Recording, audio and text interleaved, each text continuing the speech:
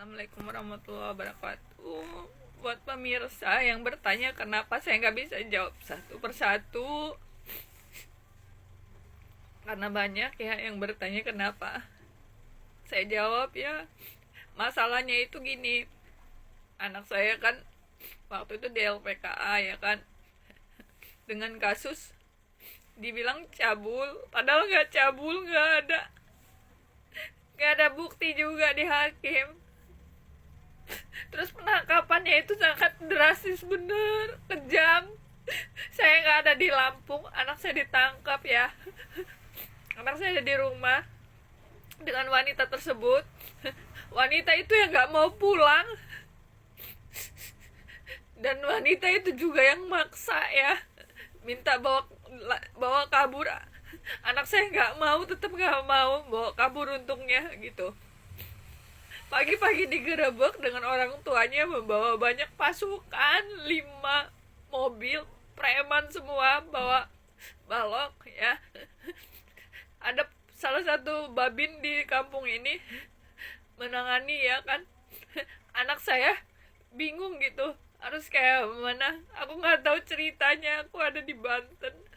Akhirnya mereka PC-an babin ke saya, video callan.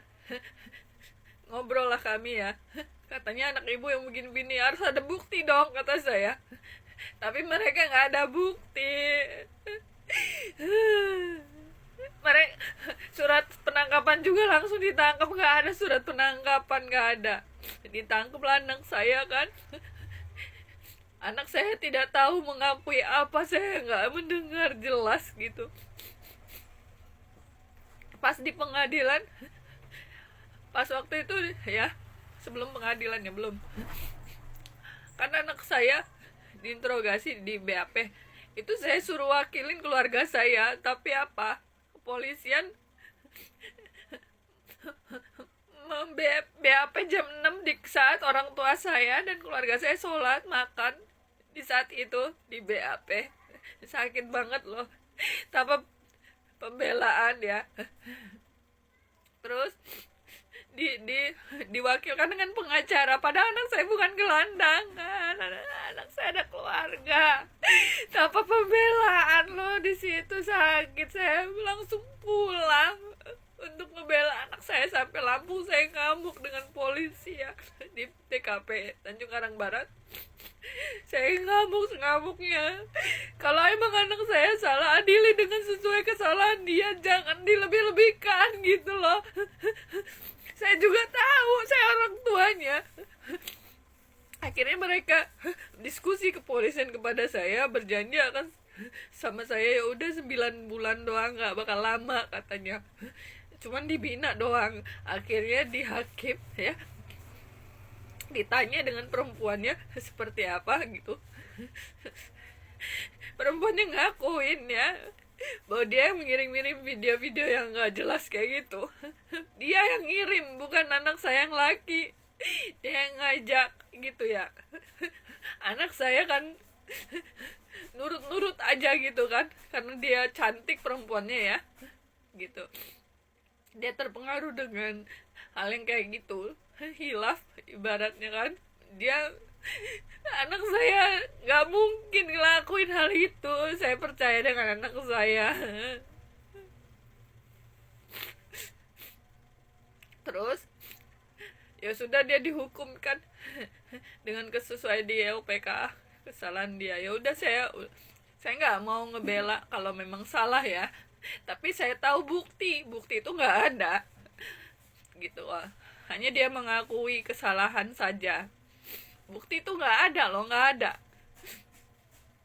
Dan wanita itu terdapat luka yang sudah lama ya, bukan baru, udah lama. Sedangkan kenal dengan anak saya baru. Udah lama dia. Dan terbukti di visum itu nggak ada bukti itu menunjukkan udah lama gitu loh. Kalau udah lama berarti bertahun-tahun. Anak saya kenal lama, dia baru gitu kan. Ya udah, saya pikir ya udah salah.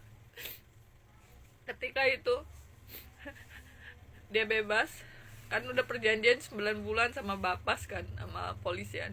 Bebas lah dia. Saya bertanya dengan bapak kan dia sekolah. Sebelumnya itu sekolah kan, sebelum penangkapan itu anak saya sudah saya daftarkan di Perintis. Pas ditangkap saya keluarkan karena mereka orang LPKA berjanji akan menyekolahkan di LPKA. Saya tanya kepada mereka, di LPKA gimana? Anak saya mau lanjut sekolah, mereka pada cuek, nggak ada yang peduli gitu. Saya daftarkan ke zonasi, saya dicurangin zonasi, ada bukti semua. Saya lapor sana sini,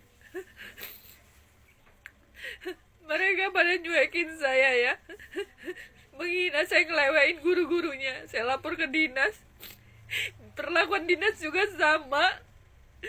Saya lapor ke ombudsman. Ombudsman memang benar memperjuangkan hak saya, dikasih gratis, tapi di surat pemberitahuan saya kalah katanya. Tapi nggak masalah, ya udah, saya udah maafin orang-orang yang mencurangi saya maafin loh. Mereka diam-diam dinas pendidikan datang ke rumah saya, nemui anak saya dengan neneknya supaya menandatangani mau sekolah di Muhammadiyah, karena mereka takut dinas pendidikan dengan saya.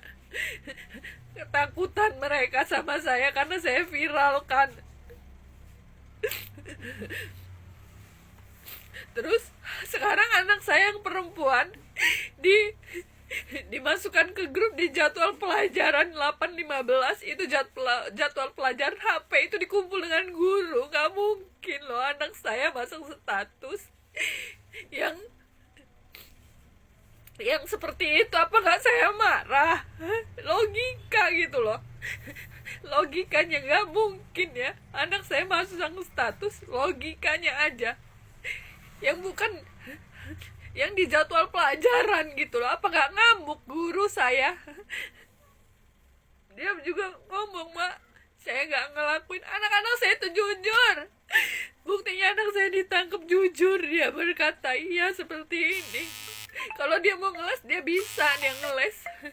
Tapi karena dia jujur, enggak, dia ngakuin kesalahan dia, kehilapan dia, bukan keinginan dia. Sekarang anak saya yang perempuan dituduh bahwa dia menyebarkan video-video yang gak pantas. Sakit ya Allah. Terus saya minta pertanggungjawaban dari sekolah. Jawaban dari sekolah apa? Salahnya kok pola sandi ada yang tahu gitu kan, pola sandinya kok ada yang tahu. Salah satu murid di situ tahu pola sandi saya. Dari mana? Masa murid bisa tahu gitu? Cuman ngotak-ngatik bisa tahu. Ngotak-ngatik kok bisa tahu gitu loh. Aku ada bukti itu ya, murid itu tahu nomor kata sandi pola anak saya. Terus saya minta tanggung jawab dari guru malah mencaci maki saya.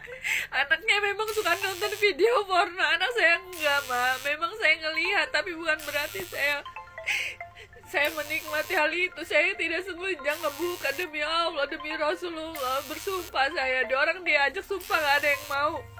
Saya bilang, ayo, kata saya, sumpah di atas Al-Quran, berani gak kalian, kata saya.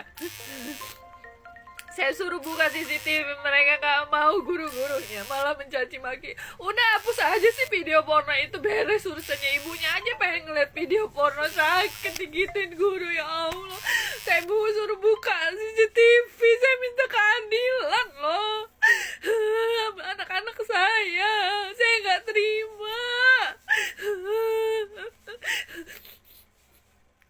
Terima kasih, ini jawaban saya ya. Saya minta tolong sampaikan ke Bapak Presiden. Kasus saya diselidiki. Dan satu ya, pas di BAP, anak yang wanita tersebut tidak punya kakak. Artinya kalau dia gak punya kakak, dia di atas umurnya. Anak saya punya kakak yang cowok, ijazah. Yang kejamnya lagi, dapodik anak saya dicabut, alamat saya dirubah dengan Disduk